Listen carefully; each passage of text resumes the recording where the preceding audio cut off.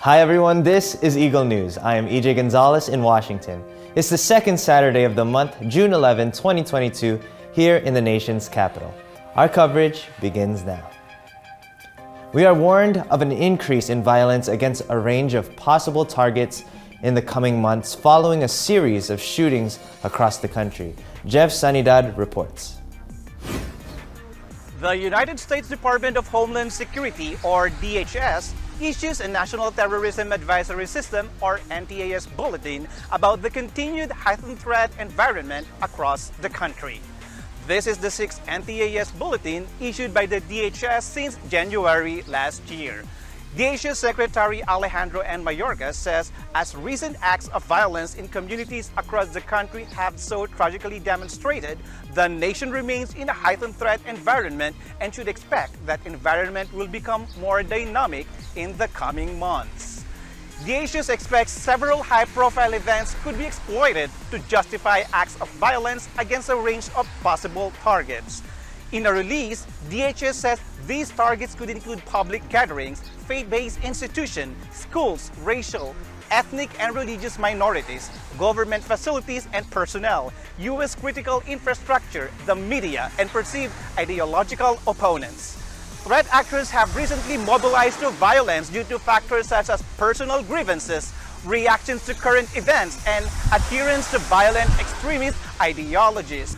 Foreign adversaries, including terrorist organizations and nation-state adversaries, also remain intent on exploiting the threat environment to promote or inspire violence, sow discord, or undermine U.S. democratic institutions. DHS says it continues to assess that the primary threat of mass casualty violence in the United States stems from lone offenders and small groups motivated by a range of ideological beliefs and/or personal grievances. Jeff Sanidad, Eagle News, Washington, D.C. Thanks, Jeff. As families in the United States gear up for the summer season, the White House rolls out its plan for children under 5 receiving the COVID-19 vaccine. Anna Kui reports. The White House has announced updates on the much-awaited COVID-19 vaccine for children under the age of 5. This comes as the country faces the third summer with COVID-19 and health experts raising concerns of yet another wave as the latest Omicron variant causes the number of cases to be at least 5 times higher than at this point last year. The U.S. Food and Drug Administration is scheduled to have a meeting next week, Tuesday, to discuss authorizing emergency use of both Moderna's and Pfizer's COVID-19 vaccine for children under the age of 5. The Centers for Disease Control and Prevention will also meet next week, Friday and Saturday, to make the recommendations. If the FDA authorizes and CDC recommends that children under 5 get vaccinated, then it's very possible that we could see shots in arms of children under 5 as early as the week of June 20, according to the press release. White House official highlights that if the FDA and CDC recommend these vaccines, it would mark an important moment in the pandemic where everyone from the youngest to the oldest would be eligible to receive protection the vaccines can provide. COVID-19 can cause severe illness in children, especially in those with underlying medical conditions. Some children who have had the infection are at higher risk of developing multi-system inflammatory syndrome in children, a very rare condition associated with COVID-19. According to CDC, as of June 10, 2022, the COVID-19 7-day case rate per 100,000 in the U.S. is at 225. Children 0 to 4 years of age account for 15.4 per 100,000, or about 7% of the total number of cases. Anna Kui, Eagle News, Las Vegas, Nevada. Thanks, Anna. Meanwhile, as the country still deals with the infant formula shortage, a shipment of baby formula from Nestle Mexico may be expected to arrive in July. This is in addition to the previous imports from other infant formula manufacturers. Here's the report. The U.S. Food and Drug Administration in a release says the country may expect availability of more infant formula from Nestle Mexico beginning July through October. The FDA says the U.S. Department of Health and Human Services is evaluating options for getting about 1.3 million cans of Nestle's Gerber Good Start Gentle, a general formula for infants, into the country. That is about 2.2 million pounds or nearly 33 million full-size 8-ounce bottles. The mentioned products are expected to be sold on Gerber.com and through key retailers. The FDA says it remains in further discussions with manufacturers and suppliers regarding additional supply to ensure there's adequate infant formula available wherever and whenever parents and caregivers need it. The agency continues to advise against making infant formulas at home or diluting it. Parents and caregivers are encouraged to work with healthcare providers for recommendations on changing feeding practices if necessary. Visit hhs.gov for information on how to help families find infant formula. Jeff Sanidad, Eagle News, Washington, D.C. In related news, joining the country's efforts to address infant formula shortage, Pennsylvania invests $10 million in ByHeart, a new baby formula manufacturer in the state. In Swarthmore, Myla Simbulan has the details. Since February of this year, the milk formula shortage in the country due to bacterial contamination and shutdown of the largest manufacturer of infant formula in the U.S. has strained hundreds of thousands of households. The formula shortage has taken a toll on Pennsylvanians as well. What is Pennsylvania doing about the baby formula shortage? My answer? That. There is no other state in the country, and practically, I imagine, very few other places in the entire world right now that can lay claim to what's going on right here, which is that ByHeart is creating a whole new formula, a new way for nursing children to get the formula they need, and at a time when there is a shortage. In response, Governor Tom Wolf announces the government's $10 million investment to ByHeart, the first new FDA-registered formula manufactured to hit the nationwide market for 15 years. The grant will enable the company to complete its canning line and dry blend area at the new facility in Reading, Berks County. These improvements are the last piece of the supply chain needed to make ByHeart the fifth infant formula manufacturing in the United States. The state investment also supports the creation of 50 new jobs for the Reading community. Pennsylvania is the first state in the nation to directly invest in a partial solution to the nation's formula shortage. Myla Simbulan, Eagle News, Swarthmore, Pennsylvania. Thanks, Myla. In other news, the city of Toronto in Ontario, Canada, launches a one-year program incorporating meaningful engagement and consistency in caring for residents of long-term facilities. Yolanda Espiras reports. Long-term care homes have been one of the earliest and hardest hit sectors during this pandemic. Senior citizens continue to be some of the most vulnerable to COVID-19 and other long-term effects of the virus. This week, the City of Toronto launches a 12-month emotion-centered pilot program for long-term care or LTC residents. Careto is a 5-year staff plan that focuses on responding to the diverse needs of LTC residents by hiring more staff that will allow 4 hours of direct care per resident per day. Early this week, Toronto Mayor John Tory and Deputy Mayor Michael Thompson have visited Lakeshore Lodge, the pilot site for this new program. Careto will be jointly funded by the Province of Ontario and the City of Toronto, with about $16 million invested over 5 years.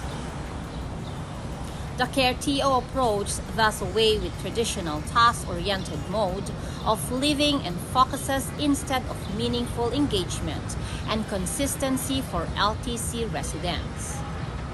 This plan will also give way for more comfortable living spaces and greater education and support for LTC staff. LTC residents in Toronto are diverse, coming from 70 different countries, speaking 59 languages and professing 40 different faiths. 69% of the residents have moderate to severe cognitive impairments and 90% use mobility devices. Yolanda Aspiras, Eagle News, Toronto, Ontario. Thanks, Yolanda. Today, Thomas Likeness brings us several stories, from the January 6th insurrection hearing to Superworms in Australia to modern-day shepherds in Spain. Here's correspondent at large.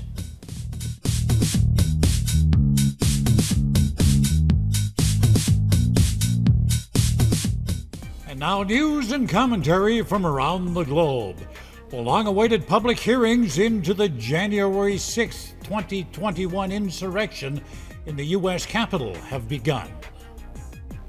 The footage you see on the screen had not been broadcast at the time of the riot. You can see the violence as supporters of Donald Trump clash with police and security at the U.S. Capitol. Here, you can see people fleeing their offices and running to safety. Representative Bernie Thompson places the blame for the violence on Trump and his claims of a stolen election. January 6th was the culmination of an attempted coup, a brazen attempt, as one rioter put it shortly after January 6th, to overthrow the government. The violence was no accident. The committee is seeking to persuade a divided country of the existence of a deep-rooted and ongoing plot to overturn the result of the 2020 election, a plot it says was orchestrated by Trump. And the gun violence continues in the U.S. The latest, on Thursday, happened in Maryland. 3 dead, 1 critically wounded after a man shot up a factory. He fled and was later apprehended, but not before exchanging gunfire with a state trooper. Both were wounded and were taken for medical treatment. Motive unknown. Well, what to do about all of that styrofoam that isn't rotting in landfills? You know, that stuff is virtually indestructible and won't break down. But there may be a solution. Australian scientists have discovered that superworms love styrofoam. Now, if these worms complete their life cycle, they mature and turn into darkling beetles. But they're commonly bred as a food source for reptiles and birds. They're even used for human food in Thailand and parts of Mexico. But a diet of all styrofoam affects the health of the worms, just doesn't provide enough nutrients. Scientists are looking beyond the worms to deal with the problem of waste plastics. They want to identify and enhance those enzymes the worms use to digest this waste. Well, how do you clean up the ocean?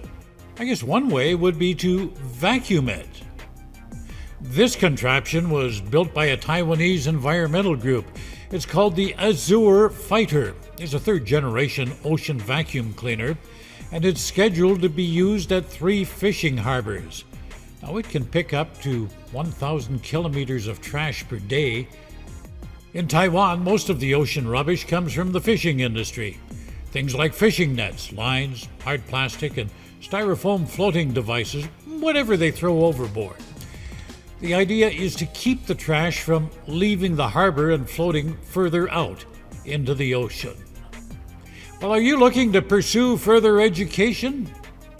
Well, if you lived in Spain, you could enroll in Shepherd School. It's a 5-month course. The goal? To teach students how to work with animals and to teach them the business side of a livestock operation, so one day they can set up their own farm. The students are trained in the care of sheep and goats. There's lots of hands-on experience working with the animals. Here you can see a student learning how to shear a sheep.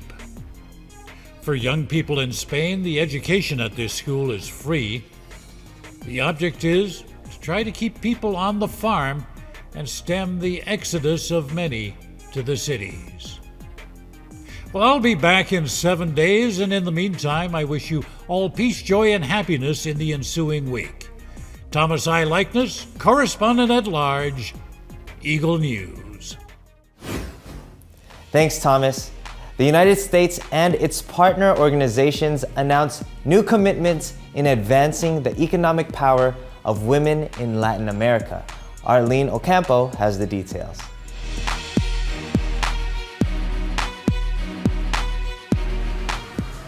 The United States announces new commitments, including private sector companies and organizations, to support the economic empowerment of women in Latin America. A private sector initiative called In Her Hands has been launched by Vice President Kamala Harris, the U.S. Department of State, U.S. Agency for International Development, and the Partnership for Central America. In Her Hands commitments aim to connect more than 1.4 million women and their communities to the financial system and digital economy, accelerate women's participation in the agro industry, train more than 500,000 women and girls in core job skills, promote gender parity, and elevate women within companies across the region. Founding members of In Her Hands are a coalition of companies and organizations including CARE, Cargill, MasterCard, Microsoft, Millicom, Nespresso, Pepsi Company, PriceSmart, and Pro Mujer. These initiatives are designed to support the U.S. strategy to address the root causes of migration in northern Central America. The program was launched by Harris in July 2021. Arlene Ocampo, Eagle News, Washington, D.C. Thanks, Arlene. Now back to COVID news. In a few weeks, schools in DC will be on summer break. But it's not all fun and play. Parents and guardians have homework to finish, which is getting their kids vaccinated against COVID. Here's Rosel Feria for this week's Health is Wealth.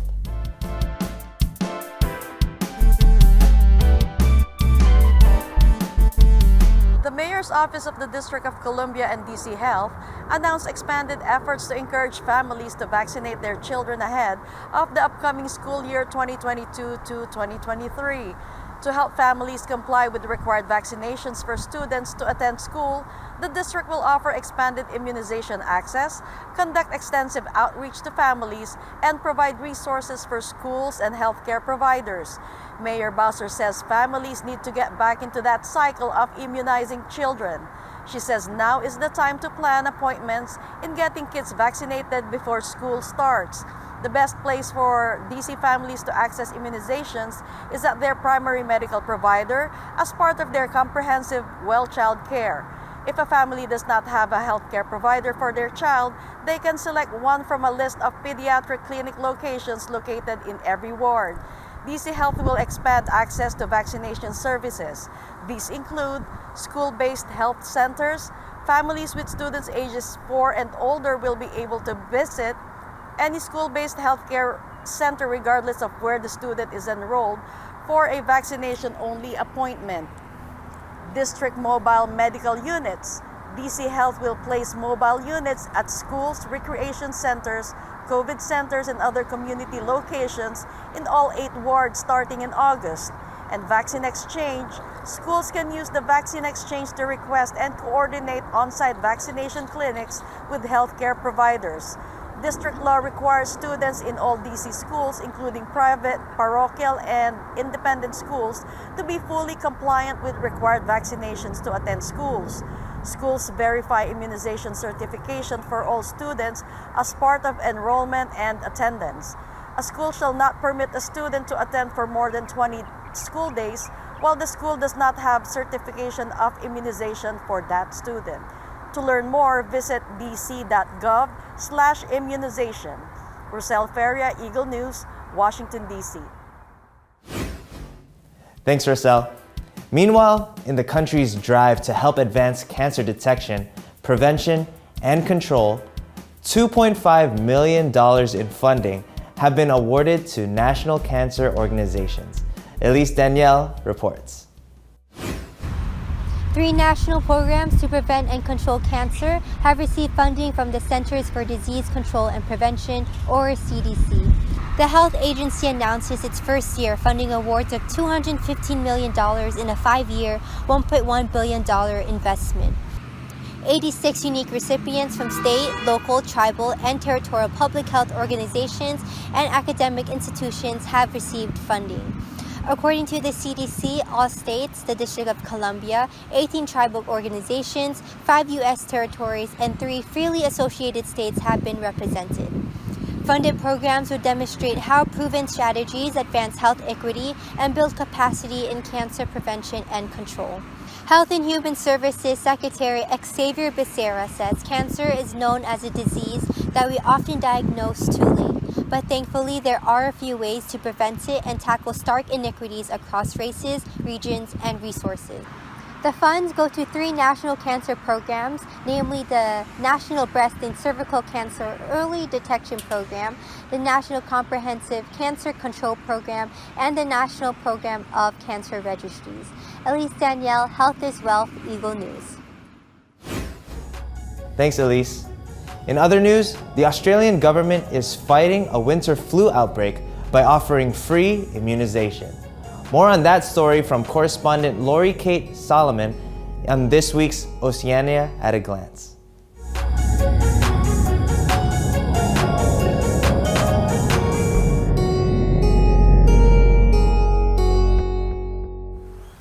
Cases of influenza infections in Australia have skyrocketed, prompting the Australian and state governments to provide free flu vaccines. The flu has had 2 years of low rates thanks to COVID-19 isolation. However, due to the difficult winter in Australia, the case rate is rising. According to the Australian Department of Health, in the first 4 months of this year, there have been nearly 39,000 confirmed influenza cases. The state of Queensland has been particularly hard hit, and the state's premier has made flu shots available to the public at no cost. Free flu shots are also available in South Australia, Western Australia, and New South Wales. The Australian Medical Association urges other states to follow Queensland's lead to reduce infections and ease the burden on the healthcare system. Vaccination campaigns have been launched across the country, urging people to get immunized. The free shots are available until the end of June. Lori Kate Solomon, Eagle News, Townsville, Australia. Thank you, Lori Kate. Now, on today's segment of Mind Your Business, Bobby Soriano reports on Spotify and how it plans to continue to be the largest audio streaming platform in the world.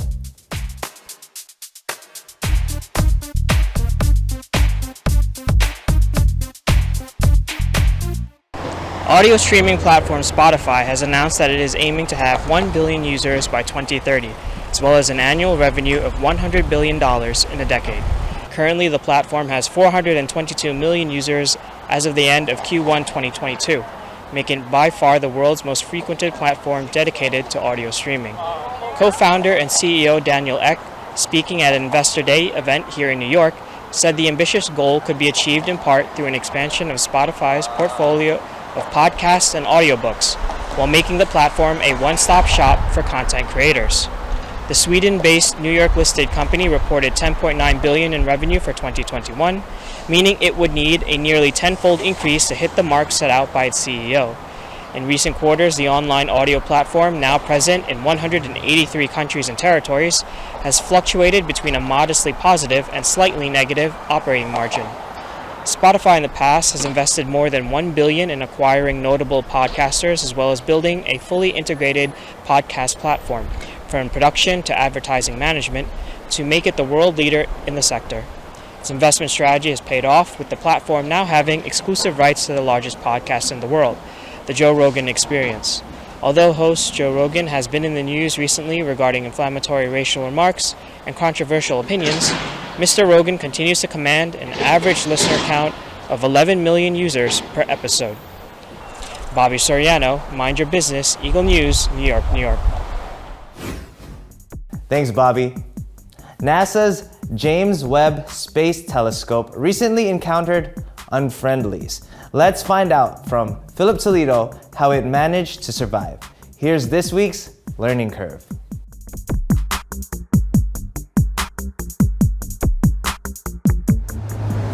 I can remember growing up in the 90s watching various blockbuster films about meteors hurtling towards the Earth and heroes striving their best to save the planet in the face of extreme peril. Now, thankfully, we haven't been in one of those exact situations, at least in our lifetime. However, when it comes to spacecraft, micrometeoroid strikes are a very real thing that scientists have to account for. Recently, NASA's James Webb Space Telescope was hit by micrometeoroids on one of its mirror segments. But thankfully, this expensive piece of space-bound scientific equipment is still operating properly. According to NASA scientists and publications, it continues to operate, and in fact, this type of situation was planned for during the telescope's design and construction on Earth. Engineers used simulations and physical tests to determine if the mirror could withstand dust-sized particles hitting at high velocity. In fact, technicians also anticipated that during a long time in space, performance might degrade, and so special effort was made to keep all the equipment in as good a condition as possible on the ground prior to launch.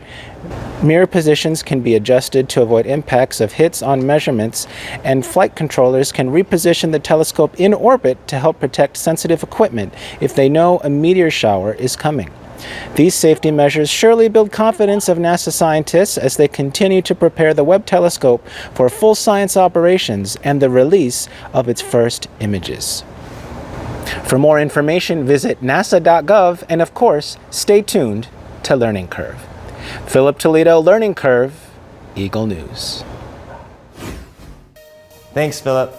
Now, Nanita Manawis introduces us to the colors, fragrances, and scenic views of bluebonnets, the official state flower of Texas, as she shares her experience following the Texas Bluebonnet Festival Trail. Here's this week's Color My World.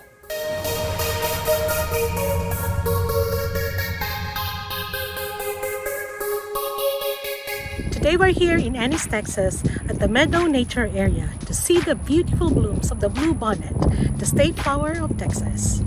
Hi, my name is Delynn Davis, and I'm working here at the Ennis Welcome Center. The Bluebonnet Trails have been going for over 41 years, and we have 40 miles of trails to drive. We have 2 designated parks here in town. At Veterans Park has a parking lot where you pull in and you follow the signs around the path to where the field is to get into the bluebonnets and to take your pictures. And then Meadowview Nature Area, it has a whole circle drive out by Lake Bardwell, and you can park out there anywhere and see beautiful flowers all along the way, especially on the lakeside. And then when you come out, you take Highway 34 to the east and cross over I-45, and you get on to Farm to Market 1181. This trail is driving only, and you take this big loop around here, and the fields and the roadsides are beautiful. You can enjoy those from your car. And when you come back on this end of 34, you come down to FM 660. You take FM 660, and along the way you'll see Bluebonnet, and you follow FM 660 up here to this little town of Bristol. You pass their little Bristol store and take a left. And then you take a left on Sugar Ridge Road. Sugar Ridge Road is one of the highest elevations in Ellis County. So you have a lot of hills and a lot of winding roads. There is a winery on Sugar Ridge Road. It's a nice stop. And then at 1000 Sugar Ridge Road is an open field where everyone's welcome to go in and take your pictures. And as you go along this lovely hillside winding roads, there is a pasture that has Belgian horses and longhorn cattle, and a few other smaller horses as well that are beautiful. So when you come off of Sugar Ridge Road, you take 813 to the right, and this is very scenic and more hillsides all the way over here to I-45. And at I-45, you can either come back to Ennis or you can head to Dallas. And that's the overview of the 40 miles of trails. Just being out here in the field, so many beautiful flowers is rejuvenating. It makes you forget about the stresses of life. And so I encourage you to take time to enjoy nature wherever you are. But right now here in Texas, we are really enjoying the beauty of the bluebonnets and the Indian paint paintbrushes that are scattered throughout the fields. Just the smell of the bluebonnets it smells really good. The wind is really blowing the smell around and just making it a real experience, and just, really feels like you're just out here in nature. The bluebonnets bloom only for a few weeks, generally between late March to early May. And the Ennis Bluebonnet Trail typically runs during the month of April. Anita Manawes, Ennis, Texas, Color My World, Eagle News. Thanks, Nanita. From sizzling meat dishes to vegan-inspired creations, the Rose Bowl Foodie Land presented a wide assortment of food, drinks, and desserts to satisfy adventurous taste buds. In Pasadena, we have Eva Basalyaje with the story. It's time to get your foodie on at Foodie Land in Pasadena, California. At this Asian-inspired night market, guests can easily put together a full-course meal with appetizers, main dishes, desserts, and refreshing drinks, all in ample supply. Though depending on which vendor happens to strike your fancy, the order of how one enjoys their foodie adventure doesn't necessarily need to follow any particular sequence. We have our nacho onion bomb or the lobster onion bomb. It's a cheesy lobster sauce. So it's obviously cheese and some lobster and some secret species, spices. So it's a special recipe for us, the flour mix, and it's floured and deep fried, and that's what you're trying. Our energy together works perfectly, and I know we've been doing this for like maybe a month, and I love it. If you can put energy into something and it can bring some happiness to somebody's day, I mean, that also brings happiness to my day. So if we're bringing you happiness, you're bringing us happiness. That just seems like what we're here on this earth for. Our food is fresh, different, and we hope that it'll make your taste buds really happy. This is our ginger chicken with 1 scoop of red rice, 1 scoop of white rice, and this is our tofu galiguan, which is like a ceviche. This is our popcorn chicken, our spicy popcorn chicken. This is our vegan mock chicken drumsticks or drumettes. This is our Korean barbecue chicken. This one is our ginger chicken. Ultimate plate. This is our 2 scoops of rice, the chicken, the beef, blanket style, the chicken galiguan, and the vegetables. This is our big dino beef rib. We're islanders and we want people to be happy. When they see big food, it makes you happy. Most of our popular waters that we have would be mango, pineapple, cucumber lemonade, which is one of the most popular ones actually.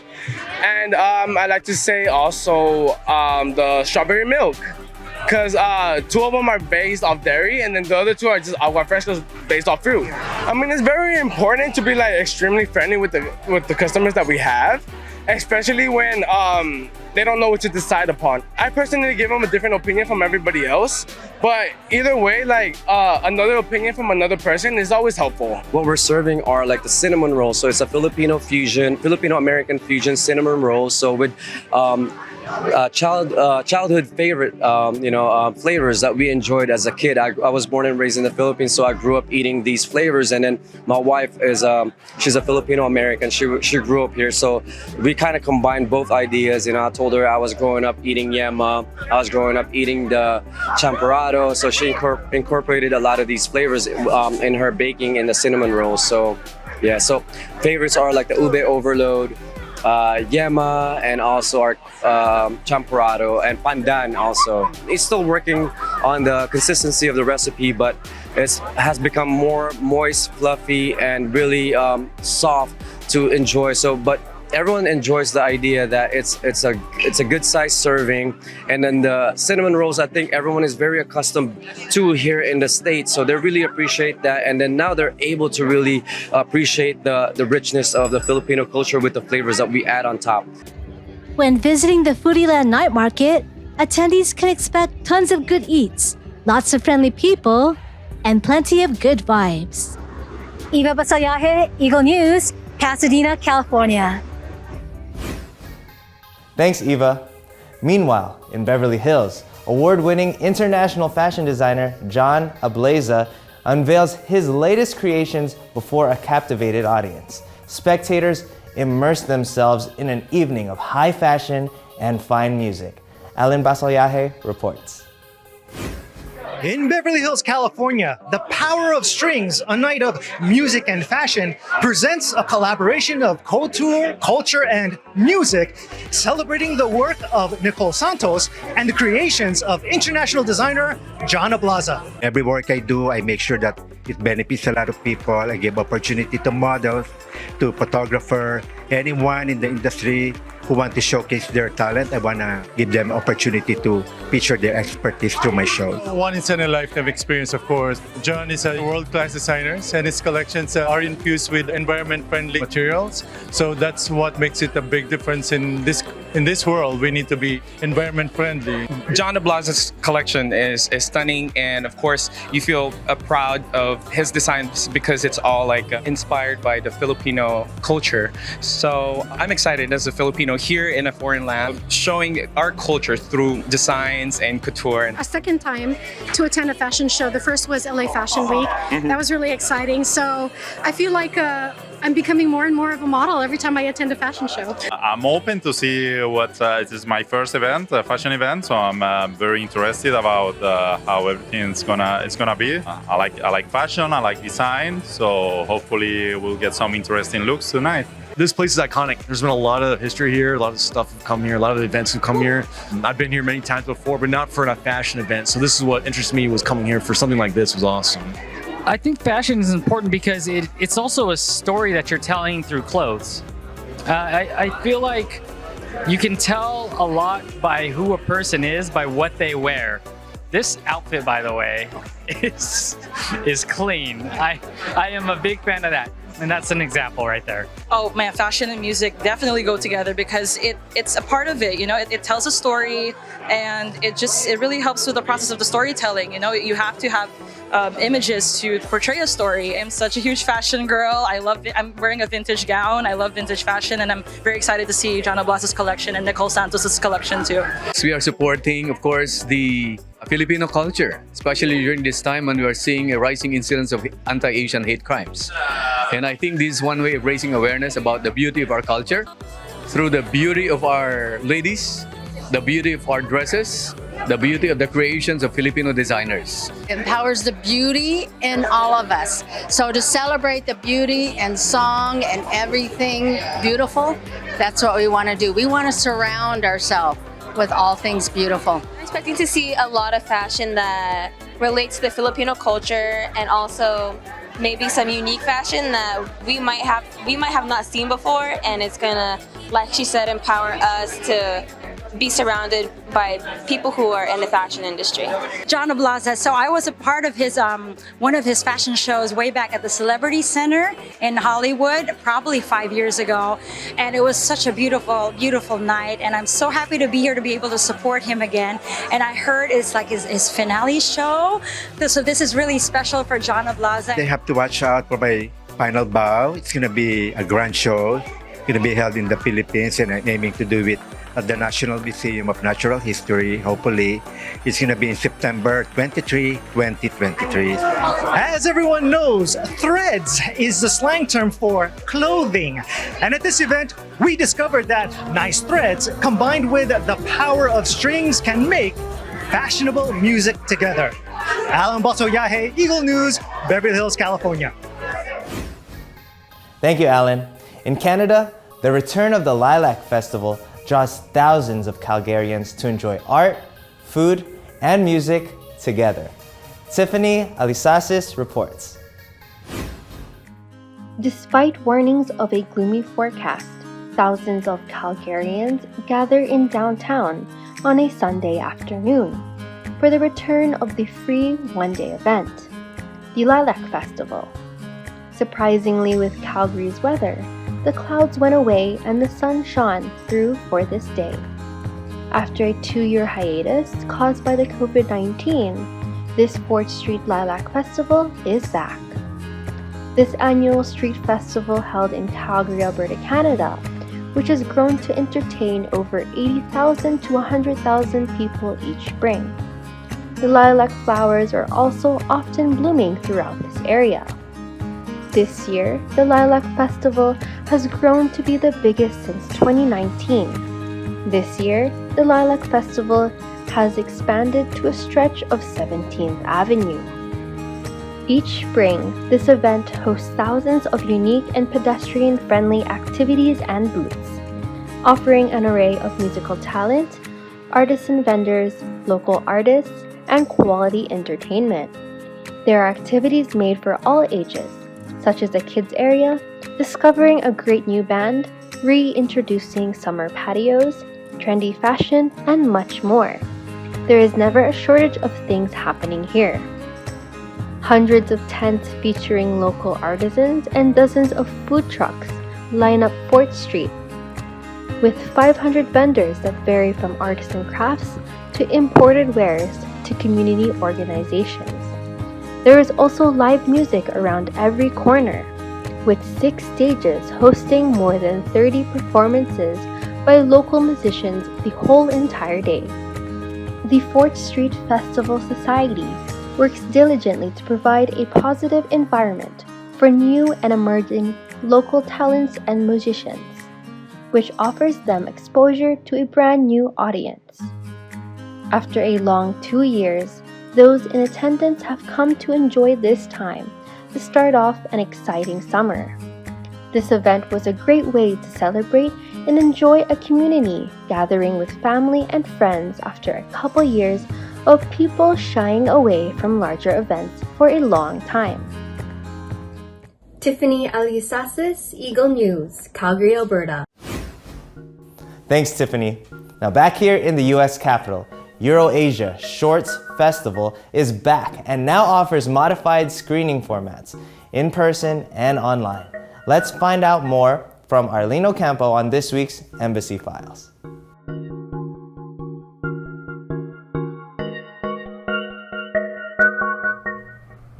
Here in Washington, 2022 marks EuroAsia Shorts' 16th year of short films from Europe, Asia, and the United States. EAS 2022 is a week of screening events that includes 10 countries, 6 programs, and 1 medium. These shorts can be viewed in selected embassies and cultural centers throughout the city and online as well. Embassies pair up and schedule same-day screenings. For France and Japan shorts, the following are available to stream until June 16. An Ordinary Day and Kumaner, both in French with English titles. Dreams into Drawing, in Japanese with English subtitles. Fugetsudo and Negative Space, both in English. A pre-recorded discussion with panelists from the 2 countries will be included in this pairing as well. Other pairing venues are Italy and Oman at the Sultan Qaboos Cultural Center, South Korea and Spain at the former residence of the Ambassadors of Spain, Austria and Indonesia at the Embassy of Austria, Germany and South Korea at Goethe Institute, Washington. The closing program will include all of the above countries, including the United States at the Embassy of Italy. This year's theme is The Art of Life. It focuses on the good and the bad, the challenges that we face, and the vision of our not-so-perfect life, and learning how to balance and enjoy life the best way possible. Arlene Ocampo, Embassy Files, Eagle News. Before we let you go, let's get a glimpse of this year's Philippine Independence Day Parade as it returns to New York City. Joanne Soriano has the story.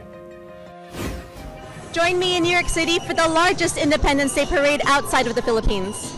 The 124th Philippine Independence Day Parade takes place annually on Madison Avenue from 38th Street to 27th Street, where it ends with a cultural festival. Filipinos from all over the northeastern United States have turned out to join this party of Filipino pride. I've always been proud of being Filipino. A lot of Filipinos have done so well, not only in New York, but all over the world. So I want to show people how proud I am of being a Filipino.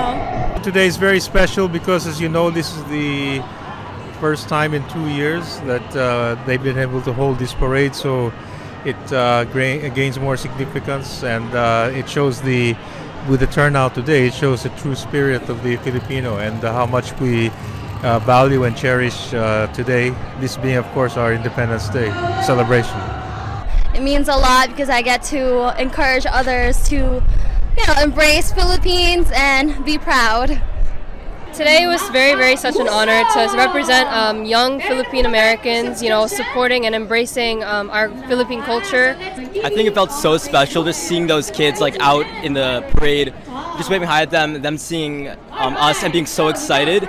It feels so special and near dear to our hearts because a couple years ago that was just us doing the exact same thing. Proclamations were made by New York Governor Kathy Hochul and New York City Mayor Eric Adams. Therefore, Eric Adams, Mayor of New York City, do hereby proclaims Sunday, June 5th as Philippine Independence Anniversary Celebration Day. Thank you very much. It's back open again, so I'm proud to be here. First time.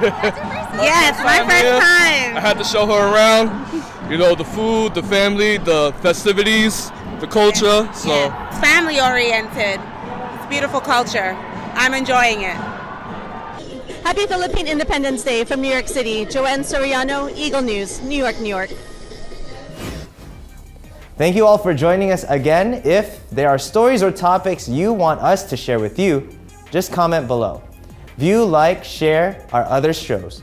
City Limits with Alan Basoyahe. Connected with Dr. David. Take a seat and join us with Anna Kui. Plate Date with Mike Hudson and friends.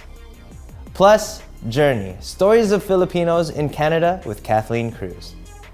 Follow us on YouTube, Facebook, and Twitter at Eagle News Live. I am EJ Gonzalez. Happy weekend, everyone.